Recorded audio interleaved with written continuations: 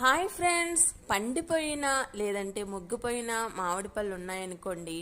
అది గనక దాంతో మాగాయి చెయ్యాలి అంటే ఎలా చెయ్యాలో చూద్దాం మనము.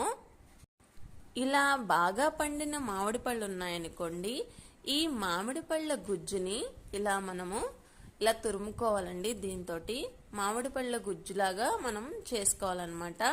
వీటితో మనం మాగాయి తాలింపు ఎలా పెట్టుకోవాలనేది చూద్దాము.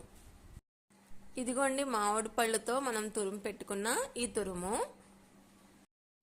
మనం ముందుగా మామిడికాయ గుజ్జుని ఎలా చేసుకోవాలంటే, కడాయి పెట్టుకుని అది వేడెక్కిన తర్వాత మెంతులు, ఆవాలు చక్కగా దోరగా వేయించుకోవాలండి.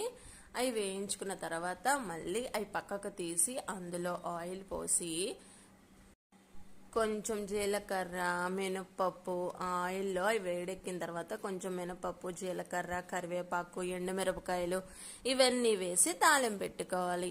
ఇప్పుడు ఈ మామిడికాయ గుజ్జుని 2 గంటలు అలా ఆరబెట్టుకోవాలండి. ఆరబెట్టుకున్న తర్వాత కొంచెం కారము, ఉప్పు, దానికి తగినంత కారము, ఉప్పు, ఇంకా ఇంగువ అది వేసి అందులో బాగా కలుపుకోవాలండి. 2 గంటలు పక్కన ఉంచండి. ఆ మామిడికాయ గుజ్జును ఆరబెట్టుకొని మర్చిపోవద్దు.